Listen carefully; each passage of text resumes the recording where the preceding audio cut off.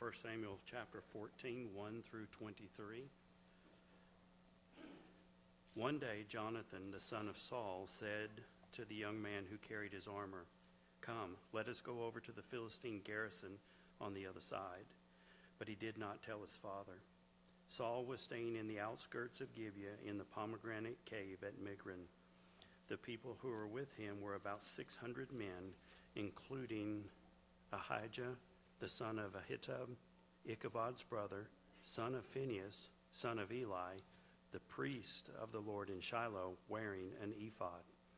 And the people did not know that Jonathan had gone. Within the passes by which Jonathan sought to go over to the Philistine garrison, there was a rocky crag on the one side, a rocky crag on the other side. The name of the one was Bozez, and the name of the other was Seneh. The one crag rose on the north in front of Michmash, and the other on the south in front of Geba. Jonathan said to the young man who carried his armor, "Come, let us go to the garrison of these uncircumcised. It may be that the Lord will work for us, for nothing can hinder the Lord from saving by many or by few." And his armor-bearer said to him, "Do all that is in your heart. Do as you wish. Behold, I am with you, heart and soul." Then Jonathan said, "Behold, we will cross over to the men. We will show ourselves to them. If they say to us, 'Wait until we come to you,' then we will stand still in our place, and we will not go up to them. But if they say, 'Come to us,' then we will go up, for the Lord has given them into our hand, and this shall be the sign to us." So both of them showed themselves to the garrison of the Philistines. And the Philistines said, "Look, Hebrews are coming out of the holes where they have hidden themselves."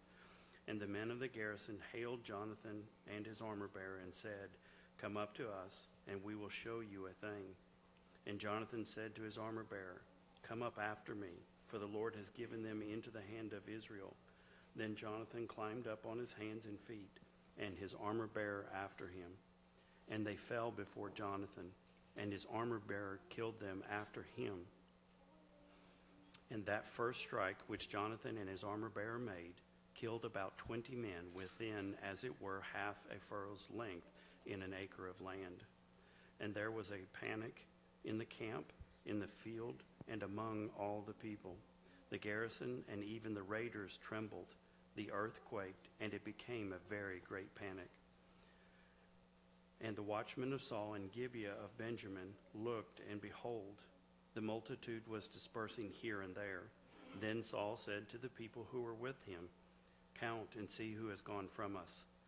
And when they had counted, behold, Jonathan and his armor-bearer were not there. So Saul said to Ahijah, "Bring the ark of God here," for the ark of God went at that time with the people of Israel. Now while Saul was talking to the priest, the tumult in the camp of the Philistines increased more and more. So Saul said to the priest, "Withdraw your hand." Then Saul and all the people who were with him rallied and went into the battle.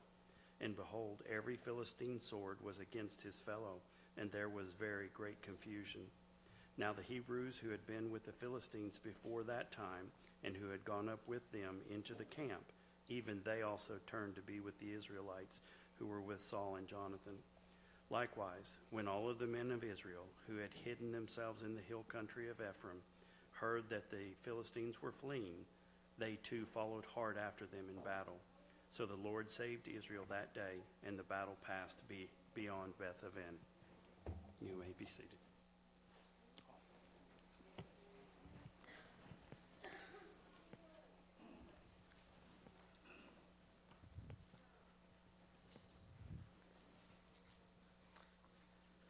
I mean, this clip didn't have sound, so I don't know if I should be like narrating it for you. It's a pleasant day in the streams of Alaska today.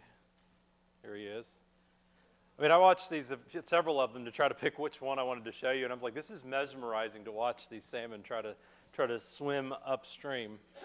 It's almost like a sport, like you're rooting for the guy. He gets up there, and you're like, "Come on, you got this." Yeah, almost, come on. I mean, this is an incredible thing that God has hardwired into the salmon to do, isn't it?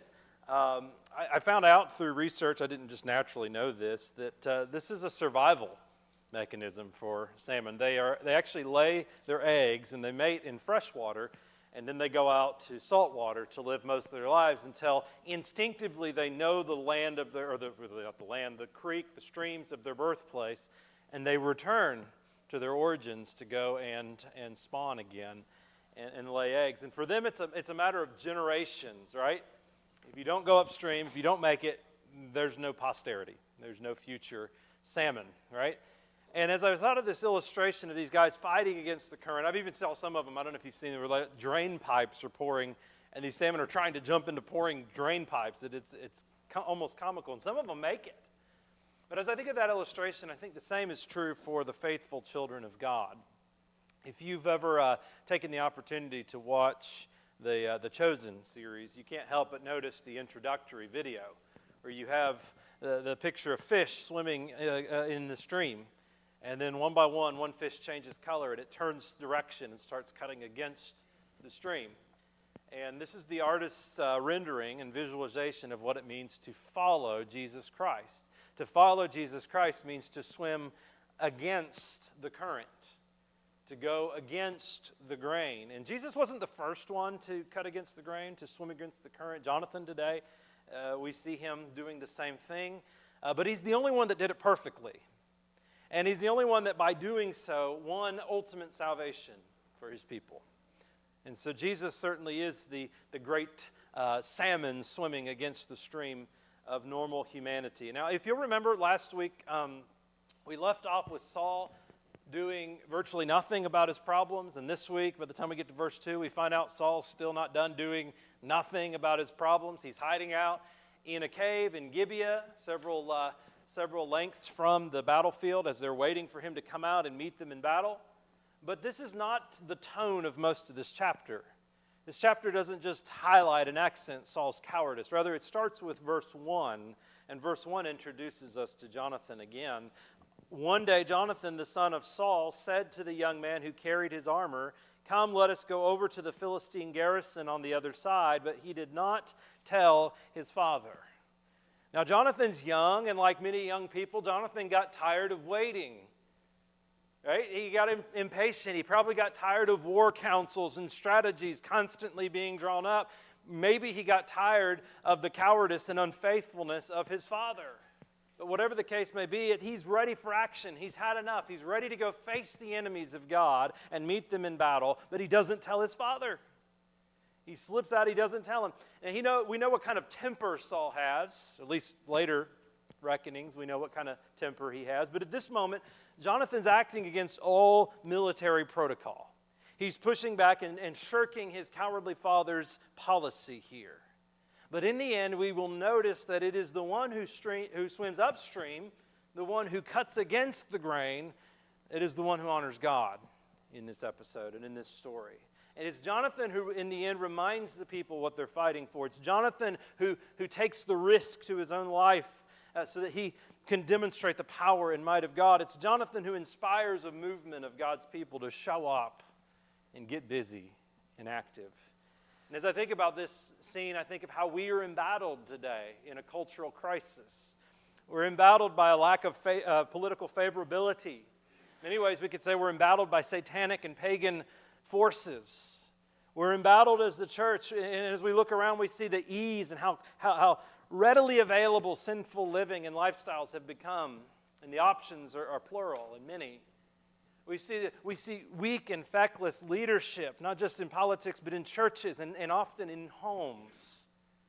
And we see passivity, we see mediocrity, we see apathy. But who will be the man or woman God uses to go against the grain? Who will be the one he raises up? Because it's not going to be the one who sits comfortably in a church house, safe by all their religious familiarity. It'll be the one who understands that their life from the beginning was ordained by God to be used of God, and that there's no greater joy or privilege or purpose in life than to be used of God. That will be the man or woman God uses. The one who will swim against the stream, cut against the grain. And I want to show you this morning in Jonathan's life three characteristics of such a person who swims upstream with God, of such a person who sets their eyes on Jesus and follows them regardless of the current or the difficulty of the raging rapids. And the first characteristic I want you to see is that one is pressing forward in faith-filled courage. They're pressing forward in faith-filled courage. Now, in 1956, Jim Elliot and his companions landed on this remote beach in eastern Ecuador. They were trying to reach out to the Auca people. They believed that the gospel could reach them and save this savage tribe. And they made contact with them, and they had been practicing phrases of familiarity to the closest languages they knew to the surrounding areas. And they were saying, we're friends, we're not here to harm you. And the first band of them they encountered was friendly, and the interactions went well, but somehow there was a miscommunication or maybe a perceived threat of violence. And when they didn't radio back into their main base, they went searching for them and found the men pierced through by wooden spears and dead. And about 2 years later, some of you are familiar with this story, Elizabeth Elliot, Jim Elliot's widow, made contact once again with the Auca Indians, and along with her 3-year-old daughter and a sister to one of the men that had died, they re-engaged in gospel conversation with the Aucas and won the tribe to Christ. It's a tenacity very few of us can know anything about. You see, they were convinced that the gospel is the power of God to salvation to all people, the Jews, the Gentiles, the Aucas alike. And not only were they convinced of that, they were convinced that their lives existed for God to use as He sees fit. And when you put those two convictions together, that produces a powerful combination of tenacity and courage. And that's what we see. It's fueled by faith in the faithfulness of God. And so we see here this morning, we don't quite know all of Jonathan's motives, but we know that he believes in his heart the people of God shouldn't be cowering before the enemies of God. And he's thinking it's time to do something about this. And so while Saul is hiding out in the cave, Jonathan is out scouting the territory, verses 4 through 5. As he's out scouting, we learn there are 2 craggy rock formations between the battle lines in Michmash and the people of God. And so picture this with me. Jonathan and his shield bearer are going out scouting out the land. They're alone. It's a dangerous terrain, rocky pass, hard to climb. And on the other side of that difficult terrain, you have what has been described as nearly a 1,000,000-man army. They was so big you couldn't even count it. It was like sand on a seashore, we were told in the last chapter. Now, where are you in this moment? Where are you in this story? Because right now, Saul's cave makes a lot of sense. Saul's position seems more strategic in a lot of ways to us. Just hunker down and wait. But that was not Jonathan. He was not deterred by the circumstances. Why? Was it because he was just youthful and rash? Was it because he sought fame and glory on the battlefield? Look carefully at verse 6. We find Jonathan's motive here. He says to his shield bearer, "Come, let us go over to the garrison of these uncircumcised. It may be that God will work for us, for nothing can hinder the Lord from saving by many or by few." You see this tenacious, faith-fueled courage in Jonathan. We see it in Jim and Elizabeth Elliot. We see it in the faithful who understand that God is going to do what God does. God is going to work. God is always at work in this world. And that we can have confidence in Him. He understands, all of these people understand what a lot of comfortable churchgoers have long forgot. That God can save people by just a few, just a small church, just a small band of faithful Bible study believers that meet regularly. Or He can save them by a whole army, by a crusade. But God is going to do what God does. Nothing hinders God from His work. And when you understand that, you begin to find your courage. You begin to find your heart. You begin to enter the fray. And as I think of Jonathan pressing in with his faith-filled courage, I think of Shadrach, Meshach, and Abednego. When they were threatened with the fiery furnace, they said, "Our God whom we serve is able to deliver us from the burning fiery furnace, and He will deliver us out of your hand, O king, but if not, we will not serve your gods."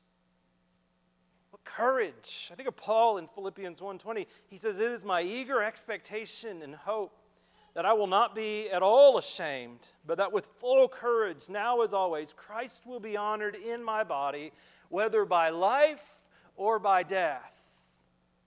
Such faith-filled courage. I think of Jim and Elizabeth Elliott. I think of these folks, these heroes of the faith that have believed God and taken him at his word.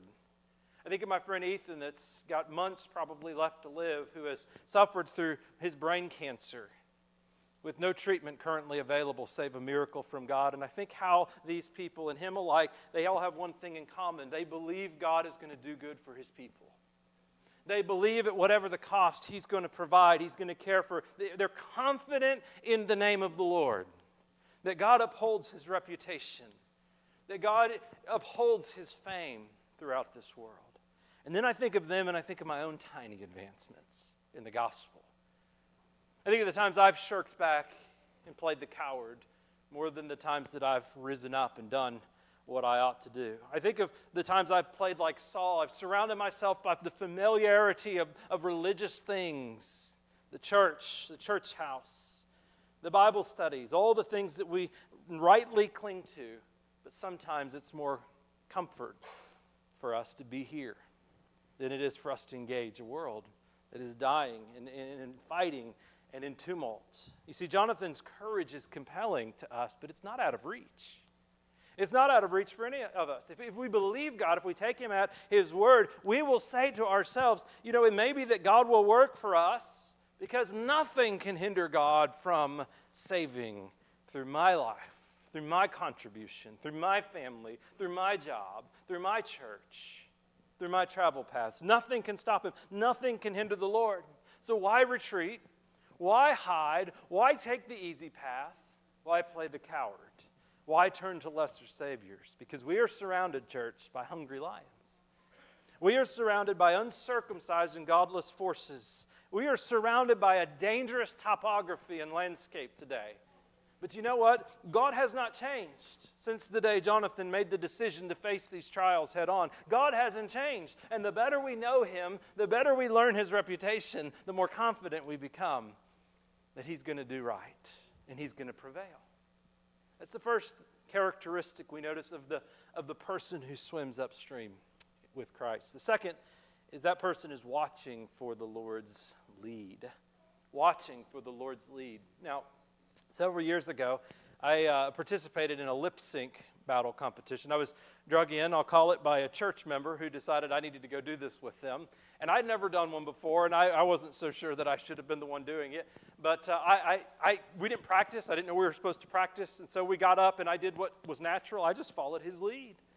I just watched him and did what he did. I figured he was a professional at making a fool of himself in public in front of large crowds. And so I was a novice. I could learn from him. And as it turns out, I'm quite professional at it too.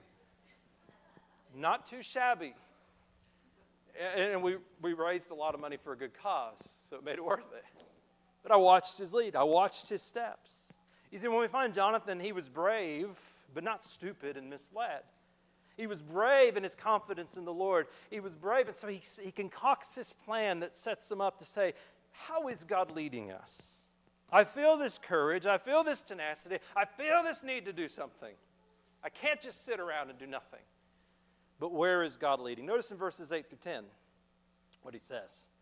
He says to his shield bearer, behold, we'll cross over to the men, and we'll show ourselves to them. And if they say to us, wait until we come to you, then we will stand still in our place, and we will not go up to them. But if they say, come up to us, then we will go up to them, for the Lord has given them into our hands, and this shall be the sign to us.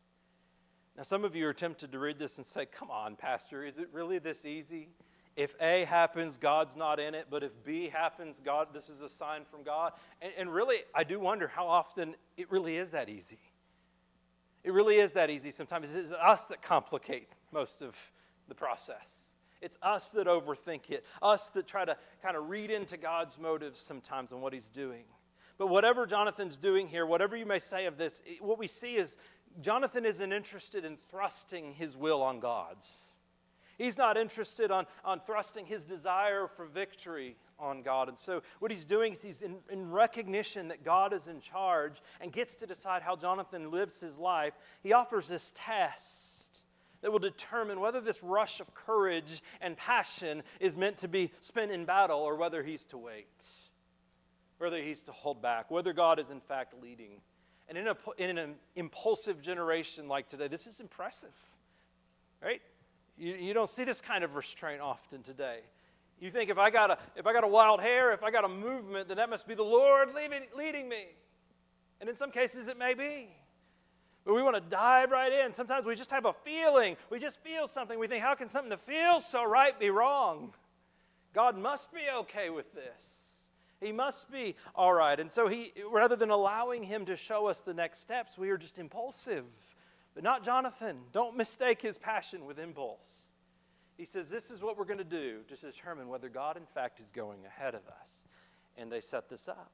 And look how the plan fell in place in verses 11 and 12. I mean, God plays these guys like a fiddle in these verses. They're standing up there. They see these Hebrew gentlemen, and they mock them. They say, hey, why don't you come up here? We're going to show you guys a thing or two if you get up here. Right? They're taunting them. Now, Jonathan was waiting for this. This was the signal. If they react this way, then that's proof God is going to deliver them to our hands.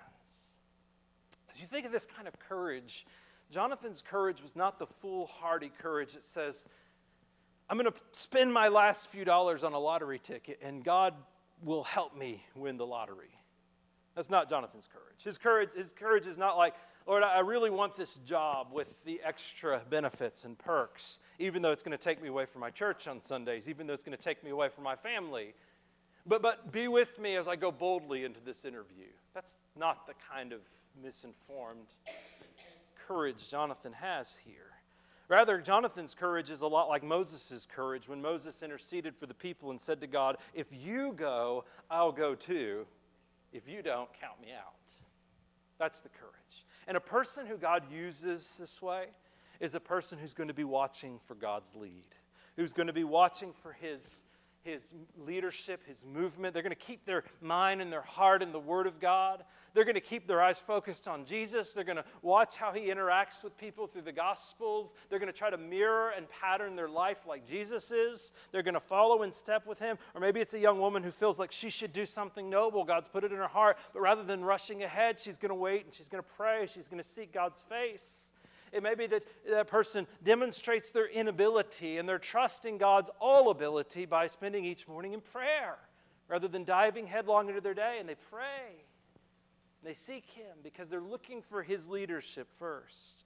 And I think it's safe to say when we watch for God's lead, we can be confident he's going to lead to success when we do as he has called us to do. And look at verses 13 through 15. I'm not going to read all of it again, but my goodness, what a story. And to think Jonathan is not one of the main characters in 1 Samuel. He's an important character. But my goodness, how God uses this man to destroy what is essentially like an acre's worth of Philistines, right? And so not only does a person who is swimming upstream watch for the Lord's lead, but thirdly and finally, they find themselves inspiring confidence in the weak. Inspiring confidence in the weak. Now, one Sunday morning in 1865, a black man had entered the church in Richmond, Virginia, and he walked forward to the front and knelt down to receive communion. Now, there was an audible gasp in the room. How dare he come and share from the common cup with us? And one of the more outstanding churchmen gets up and he goes down to the front and he kneels beside the man and takes communion with him. You see, Robert E. Lee was setting an example that the rest of the congregation would soon follow as they came forward along with him to receive communion.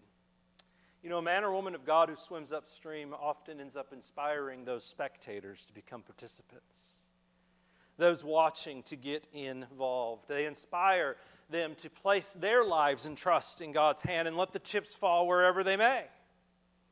They're an inspiration. They're a model to them. And in verses 16 through 17, watchmen report that the Philistine army is scattering. And Saul's reaction was to do a head count. He's saying, wait a minute, why are they scattering? Who's out there? Like, he doesn't know. He doesn't have control of his army. They're running, they're hiding, they're everywhere but under his leadership. And what they find out is there's not a patrol. There's nobody that's been issued to go fight. There's just two people missing. And it's his son. And his son's closest companion in the fight, his shield bearer. Now, look at verses 18 through 19 with me. I find this interesting to kind of gauge where Saul is in this hideout here. You see, Saul has not repented of what happened last chapter. He usurped Samuel. He offered the sacrifices. He still hasn't repented. He hasn't got right with the Lord about this. And here he is hiding out in the cave. And just when the battle starts to heat up, he calls for what? He calls for the Ark of the Covenant to be brought out. You see, Saul still doesn't get this. He still hasn't understood what people before him, the lessons before him he should have learned, that you can't simply use God. You can't simply wield him and his power. You can't simply pull out his holy replica of his heavenly throne, the ark. You can't simply pull this furniture into the battle and expect to win. And so only when Saul looks out and he sees that God's already winning without the ark there, does he tell them to stay their hands. Does he wait a little longer?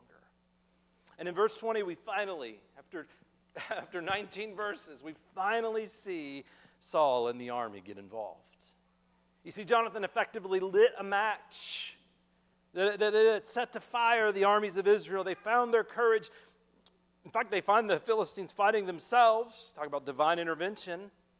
But notice specifically who else joins in verses 21 and 22. It says, now the Hebrews who had been with the Philistines before that time and had gone up with them into the camp, even they also turned to be with the Israelites who were with Saul and Jonathan.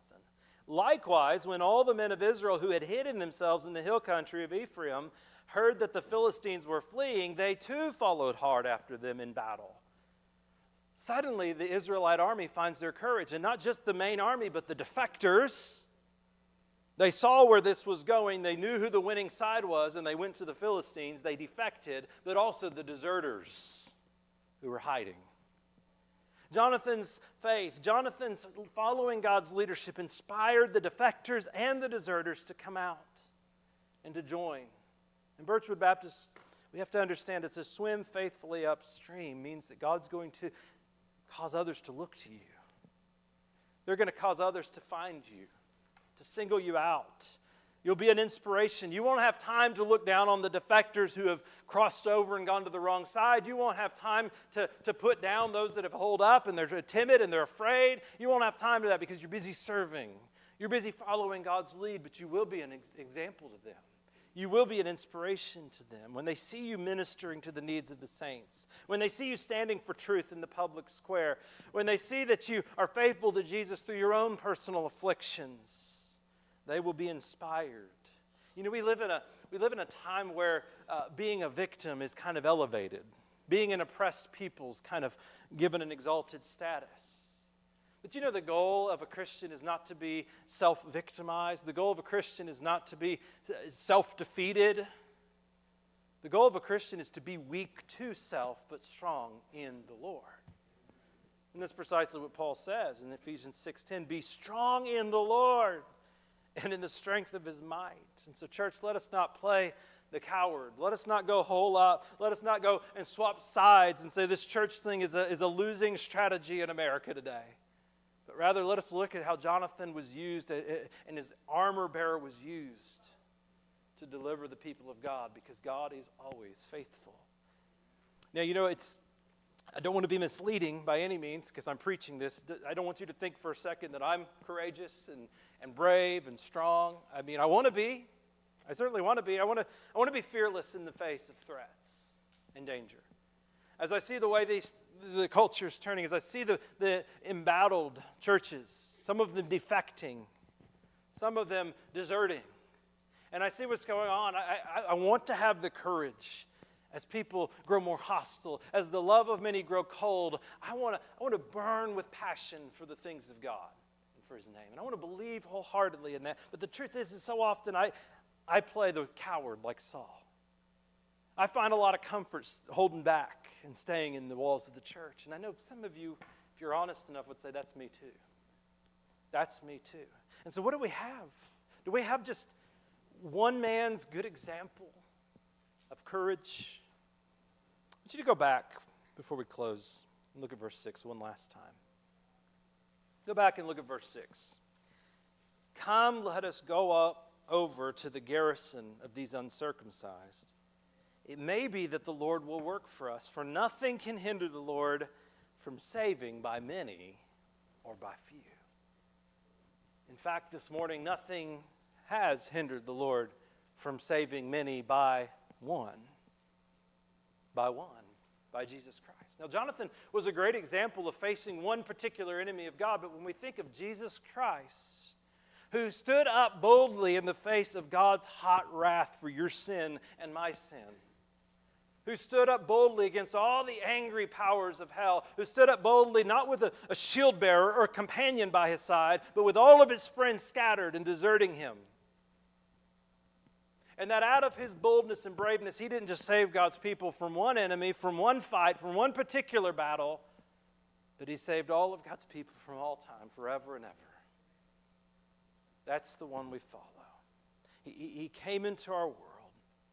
He abandoned himself. He threw himself to the danger, and he brought many saints out of the holes of sin they were hiding in. He brought many of us out of the false pretense of comfort or false comforts that we enjoy.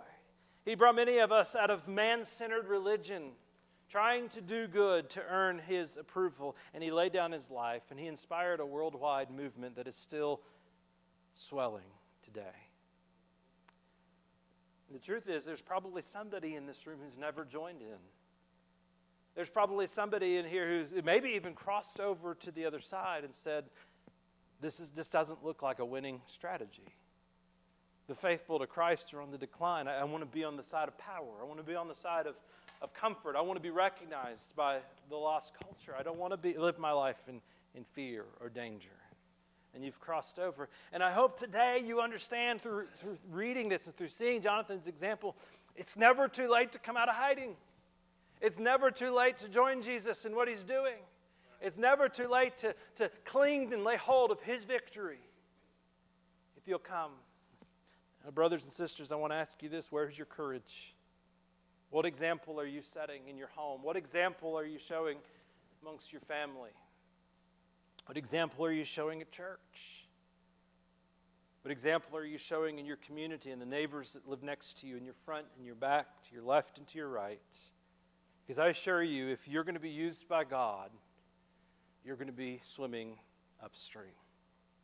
If you're going to be used by God, you're going to be cutting against the grain. Let me just pray for us. Lord, we just bend the knee to you. We are duly thankful for the heroes of old that show us that when we take you at your word and we believe in your power and when we watch you for your leadership, not only will you prevail, not only will you glorify your name, but you'll bring many others along with us. And in many ways, we can confess to you that we've lost that plot in so many avenues. Many church folk today live in fear. We look around at what's happening and we say, well, at least we got our church. At least we've got our community. At least we're still not thrown into the wilds of this war. And what a reminder today that that is not a thing to be taken comfort in.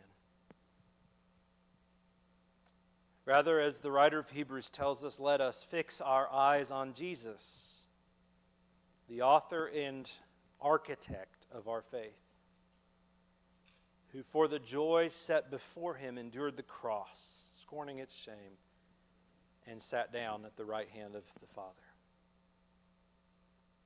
To get to glory, there is tumult and war. And so today, Lord, there are many that are just struggling with whether to be faithful to you in this generation. There are many who have never placed their faith in you, perhaps. And today you're calling them. Today you're working in their hearts. While we're thankful for Jonathan, we thank you chiefly for Jesus Christ.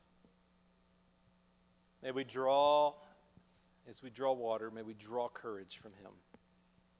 Keep us, we